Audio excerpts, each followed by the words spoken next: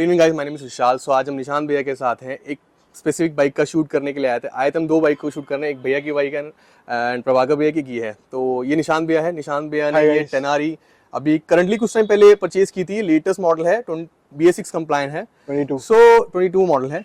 सो भैया कितने की पड़ी थी आपको ये आपने नई ली थी, यूज ली थी? पहले ये बताइए। मैंने नई ली थी। तो नई उस टाइम पे कितने की पड़ी थी? Costed me about 17 something. I don't remember the exact figure but 17 something. But अभी के अकॉर्डिंग तो भैया प्राइस थोड़ा सा हाई हो गया मेरे हिसाब से। हाँ, इसमें काफी सामान लगा हुआ है, इंटरनल एंड एक्सटर्नल दोनों। अच्छा, इंटरनल एक्सटर्नल, चलो उसके बारे में हम बात करेंगे। ठीक है। तो भैया 17 प्लस की आपको बाइक पड़ी, स्टॉक बाइक। हाँ। एड ऑन की है, जैसे कि मुझे देखने को पता लग रहा है इसमें आपने विंगलेट्स लगाए हैं, फ्लेम साइडर लगाए हैं, ग्रिप्स लगाई है, प्री स्क्रीन भी लगी हुई है, फोक प्रोटेक्टर लगे हुए हैं, इंजन गार्ड लगे हैं, सबसे बड़ी मोस्ट इंपॉर्टेंट चीज एग्जॉस्ट लगा है एरो का। ये भैया फुल सिस्टम है या फिर आपने स्लिप ऑन लगाया? 3/4 है।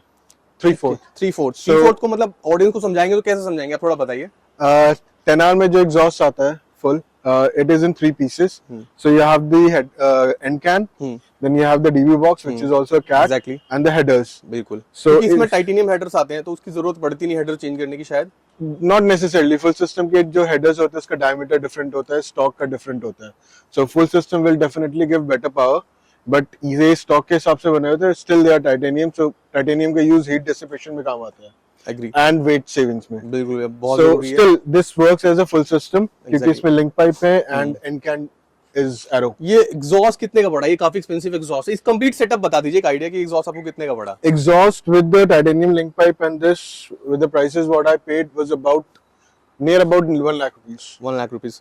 सो 1 लाख का एग्जॉस्ट हो गया। इसमें टेल टाइप भी आपने चेंज कराई ये है। लाइटेक की तो लगी हुई नाना है। करते हुए मेरे हिसाब से कि आपका 2.5 लाख के आसपास का एड ऑन लग चुका है। आप बता रहे थे इसको आपने ट्यून भी कराया और ज्यादा लग चुका है टू बी ऑनेस्ट। और ज्यादा लग चुका है? हाँ, क्योंकि आपने विंगलेट्स भी ओरिजिनल लगाए हुए हैं। मैंने तो अब So देखा this ट्यूब is- के लगे हुए हैं। ये this काफी एक्सपेंसिव भी कितने के आते हैं ये वाले विंगलेट्स? ये प्यूब 30,000 के आते हैं देख सकते हो गाइस, 30,000 के विंगलेट्स हैं And जो कि ये- नहीं देखने को मिलता। हर कोई नहीं लगाता, जो भी लगाता है वो मैक्सिमम कार्बन मतलब करोल बाग वाले देखे हैं मैंने। भैया के बाइक में ओरिजिनल लगे हैं। ये- स्क्रीन बहुत प्यारी लग रही है। ये कितने की है भैया?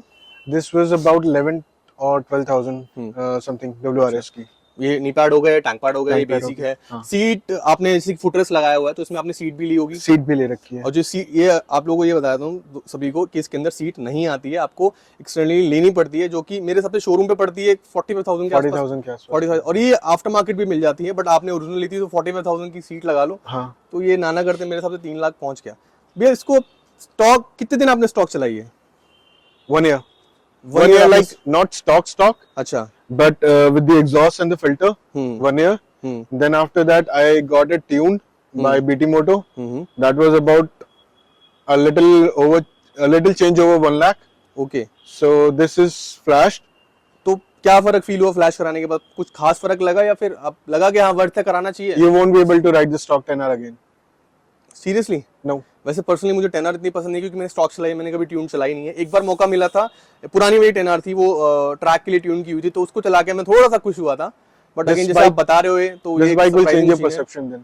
एग्री टोटली एग्री भैया। सो इसके अलावा कुछ और प्लान है इसके अंदर ऐड ऑन करने का? अभी तो नहीं। I have put a manual damper and I've started. ये भैया बहुत इंपॉर्टेंट चीज है। डैम्पर भैया ने ऑलिंस का मैनुअल लगाया है। ये डैम्पर इसके अंदर जो कंपनी से स्टॉक आता है वो इलेक्ट्रॉनिक आता है। अब इलेक्ट्रॉनिक की बजाय आपने इसको मैनुअल लगाया, थोड़ा बताओगे भैया? मेरा अकॉर्डिंग आप बताओ तो ज्यादा बेटर रहेगा। So electronic damper की stiffness is as per your speed, which your ECU controls. Exactly. So there is no consistency on that. It will be light for you on slow speed. It will be hard for you in high speed. But at the time of tank slappers, when it happens on of a sudden, अब लोगों को ये नहीं पता रहा है, कई लोगों को टैंक स्लैपर होता है। टैंक स्लैपर क्या होता है? हाई स्पीड पे बाइक का जो स्टीयरिंग होता है वॉबल कर जाता है। बहुत सारे लोगों के साथ ऐसा हुआ भी, और मैक्सिमम 10R के अंदर ये इशू है। तो मैं पर्सनली ये भी सजेस्ट करता हूँ कि जो भी 10R चला रहा है, इवन 6R चला रहा है, उसके अंदर मैनुअल ही स्टीयरिंग डैम्पर लगाए ऑलिंस का, जो कि केटेक का भी लगा सकता है, बट मेरा ट्रस्टवर्दी ऑलिंस है, मैं भी ऑलिन रिकमेंड करता हूँ सभी को। ये भैया समवेयर अराउंड मेरे सबसे 60,000 के आसपास पड़ता होगा। हाँ, तो देख सकते हो कि 60,000 का स्टीयरिंग डैम्पर, ये गाइस आपको लगता होगा कि नेसेसरी, भाई नेसेसरी नहीं है। इसको लगाना बहुत इंपॉर्टेंट है, क्योंकि 10R के अंदर एक इशू कह सकते हैं because of electronic steering damper, कि वो कभी भी फेल हो सकता है हायर स्पीड पे। तो कभी आपके साथ ऐसा हुआ तो नहीं भैया? नहीं, मेरी राइडिंग स्टाइल के साथ कभी नहीं हुआ। But I wanted something consistent, something which I can control and get confident on.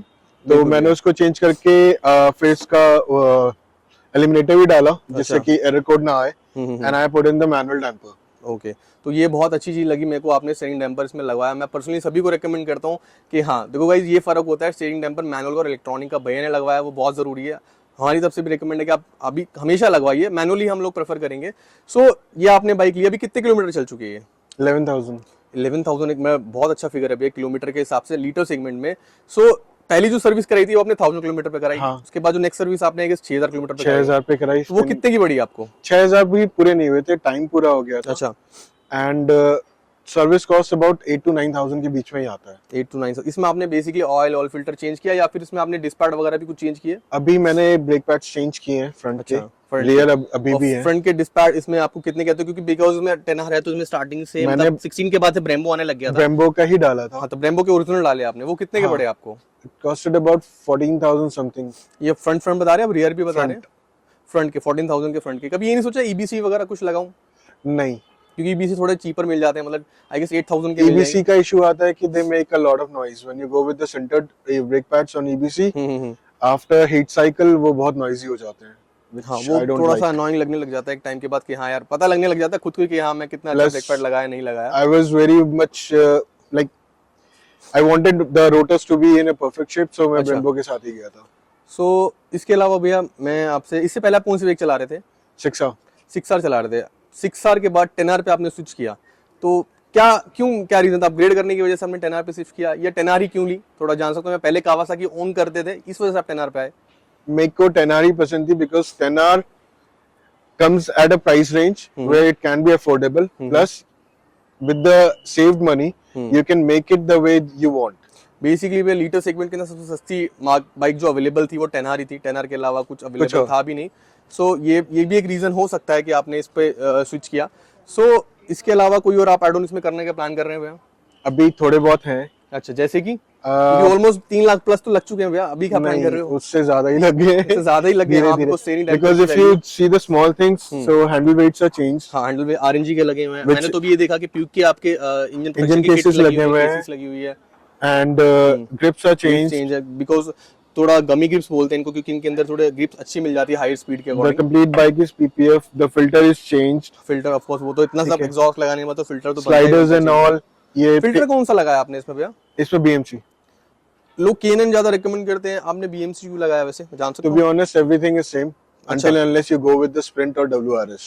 Exactly, थोड़ा इसको हिंदी में लोगों को डिफाइन करना चाहेंगे? So BMC, K&N and और जितने भी आफ्टर मार्केट एयर फिल्टर्स आते हैं उनका एयर रेशियो ऑलमोस्ट सेम होता है, सिमिलर रहता कोई है। डिफरेंस नहीं प्राइस होता का फर्क है, थोड़ा सा ब्रांड का फर्क है, ब्रांड K&N के थोड़ा ऊपर सा में। प्रीमियम मतलब नाम है। बाकी मैं भी पर्सनली, मेरे पास भी हायाबुसा था तो उस टाइम पे हम लोग बीएमसी ही रेकमेंड करते थे कि बीएमसी ठीक है, वो चल जाता है बढ़िया। तो जैसे भैया ने इसमें लगाया।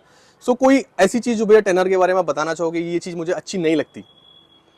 जो चीज अच्छी नहीं लगती, break lines. Break lines, because आप लोगों को जनरली पता नहीं है ब्रेक लाइंस कहती है। ब्रेक लाइंस में आप लोगों को दिखाया देता हूँ, ये जो ब्रेक लाइंस है, जो फ्यूल को मतलब जो इसका फ्यूल होता है, ऑयल होता है, ब्रेक फ्लूइड होता है, इसको जो ऊपर मास्टर सिलेंडर से लेके जाता है वो प्रॉपर वे में नहीं कर पाता। नहीं, एक्चुअली प्रॉपर वे ही लेके जाता है, बट क्योंकि ये हीट होने के बाद एक्सपैंड करना शुरू कर देता है, तो ब्रेक फील इतनी अच्छी रहती नहीं है। ब्रेक फीड पे इसके अलावा आप कौन सी लगाओगे अगर इसके अंदर आपने ये चेंज करोगे तो? अगर ब्रेक लाइंस मेरे को चेंज करनी है तो आई कैन पुट हिल और एकोसाटो। एकोसाटो तो भैया मैंने भी नहीं नाम सुना। एकोसाटो इज अनदर ब्रांड जो कि ब्रेक लाइंस बनाता है, and which is very nice. देखो गाइस, अगर इसकी ब्रेक लाइन हम लोगों ने अगर चेंज कर दी ना, तो इसकी जो ब्रेकिंग है ना वो बेस्ट आउट ऑफ बेस्ट हो जाएगी। मतलब पर्सनली मुझे S1000R की ब्रेकिंग सबसे बेस्ट लगती है लीटर सेगमेंट के अंदर, सबसे बेस्ट। बट इसकी ब्रेकिंग भी कहीं ना कहीं उसके लेवल पर पहुंच जाएगी ये सब चेंज करने के बाद, राइट भैया? डेफिनेटली। सो इसमें आपने सारा कुछ लगा दिया, और कोई और ब्रेक लाइन के अलावा? ब्रेक लाइन के अलावा नहीं, और तो अभी कुछ ध्यान में नहीं है। हाँ, बट इसका मैप को लेके मैं एक लेवल और अप जाना चाह रहा हूँ, दैट्स इट। भैया इतनी पावर कम नहीं लग रही आपको? आदत हो जाती है। आदत हो जाती है, हाँ ये बात सच है, क्योंकि इतने एक बार अभी मेरे हिसाब से स्टॉक जो आती है 210 bhp के आसपास प्रोड्यूस करती है, 280 सो विद 208 रैम के एयर आसपास। असिस्ट वो करती अभी है। कितना bhp निकाल रही है? मैं बताता हूँ, with RAM air assist that makes 213 horse power, okay. जो कि डायनो पे रन होके ऑन द व्हील 168 कन्वर्ट होता है। इसका फर्स्ट गियर आई ऑलमोस्ट, फिर ये तो मतलब अगर स्टॉक का 155 जाता है, हाँ, 21 ऑनवर्ड्स, इसका 170 अबव जाता है। तो आपको सुन के लोग सरप्राइज हो जाएंगे कि यार फर्स्ट गियर मतलब 177 हिट कर रहा है, तो अपने आप में बहुत 170 क्या? हाँ, 170 मतलब बहुत बड़ा फिगर है भैया मेरे अकॉर्डिंग भी है, क्योंकि जनरली कोई इतना बड़ा सच करता भी नहीं है। और आज की डेट में चलो रोड तो बेटर हो गई है पहले से, हाँ। बट धीरे धीरे देखते हैं क्या रहता है। और इसके अलावा कोई बात बताना चाहें जो आपको इसकी ना पसंद हो? मेरे को एक्चुअली कुछ ऐसा नहीं है जो नापसंद है। क्योंकि जापानीज है, रिलायबल है, हाँ। अच्छी है। कभी भैया वर्कशॉप जब जाते हो सर्विस के लिए, वहाँ पे ऑलरेडी 300 सीसी वाले भी होते हैं, 400 मतलब 400 वाले भी होते हैं, 650 वाले भी होते हैं, तो शोरूमों को एक्सपीरियंस की कभी कोई प्रॉब्लम रही ही नहीं, क्योंकि वहाँ पे जितने भी लोग होते हैं, मैकेनिक से लेके मैनेजर, सब जान जाते हैं, क्योंकि आप इस इंडस्ट्री में बहुत टाइम से हो। So you have been to service centre many times. तो धीरे मतलब धीरे आपको कभी ऐसा कुछ फील नहीं हो गया नहीं। मेरे साथ ऐसा कुछ गलत मतलब बिहेवियर, ऐसा नहीं, कुछ नहीं। कभी कुछ ऐसा कोई बात वाक्य कोई आप शेयर करना चाहो इस बाइक को लेके? प्रॉब्लम इज अगर आपको बाइक के बारे में कुछ नहीं पता है, then they can make you a fool, but if you know about the bike, they know that कि जो वो बोलेंगे आप इजीली नहीं मानने वाले हो। एग्री सो अगर आपको कोई प्रॉब्लम आ रही है, read about it, learn about it, do your R&D, किस किस वजह से प्रॉब्लम्स हो जाती हैं, सॉर्ट आउट करने के क्या तरीके होते हैं, then you will face no problem. बात कर रहे थे बाइक को लेके बेसिकली भैया, ये जो आप इतने एडवांस कर रहे हो ये क्यों कर रहे हो, मैं जान सकता हूँ? इन द एंड मैं इसको ट्रैक के लिए रखूंगा, नॉट फॉर अच्छा, द फिर स्ट्रीट। जो आपने सीरीज स्टीयरिंग भी मंगा ली होगी? ऑर्डर करना है, अच्छा बट अभी भी बहुत चीजें चल रही हैं। अच्छा, तो भैया बाइक अपग्रेड करने के बारे में नहीं सोचा कि इसके बाद मैं कोई बाइक अपग्रेड करूँ? ऑनेस्टली स्पीकिंग, मेरे को कोई ऐसा फॉल्ट नजर नहीं आ रहा है या फिर नीड नहीं आ रही कि मैं अभी अपग्रेड। क्योंकि भैया ने एड ऑन उस लेवल के कर दिए कि शायद जरूरत पड़ेगी ही नहीं मेरे हिसाब से, क्योंकि मैंने ये बाइक कभी ट्यून चलाई नहीं है, पुरानी वाली चलाई, इसको कभी चलाएंगे तो एक्सपीरियंस जरूर शेयर करेंगे लोगों को कि कैसी बिहेव करती है ट्यून होने के बाद 10R। सो यही था भैया, अच्छी चीज़ें तो सारी आपने बताई दी, सारी चीज़ अच्छी है, हम सब एग्री करते हैं, बट ये चीज़ था जो लोगों को जानना ज़रूरी था कि एक नेगेटिव थॉट्स भी रहते हैं बाइक को लेके कि यार ये चीज़ अच्छी नहीं है, वो नहीं है। तो जैसे कि आपने बताया, एक तो इसमें आपने बताया ये दो चीजें बुरी मानते हैं लोग 10R में, the electronic damper damper, and the brakes, जो फीडबैक आता है। वो अच्छा नहीं आता। डैम्पर मैं चेंज कर चुका हूँ, ब्रेक लाइंस में चेंज करूंगा, तो उसके बाद वो इशू भी खत्म हो जाएगा। सो बस भैया मेरी तरफ से इतना ही था। Thank you so much video के लिए। बाकी इसको कोई अगर और इन्फॉर्मेशन चाहिए हो तो हम इसको जब ये बाइक ट्रैक पे चलेगी, ट्रैक पे आप इसको चलाओ, उसके बाद हम इसका दोबारा एक वीडियो करेंगे कि ट्रैक का कैसे एक्सपीरियंस रहा इस बाइक के साथ। ठीक है, तो थैंक यू सो मच भैया, टेक केयर। ट्रैक का एक्सपीरियंस हो रखा है।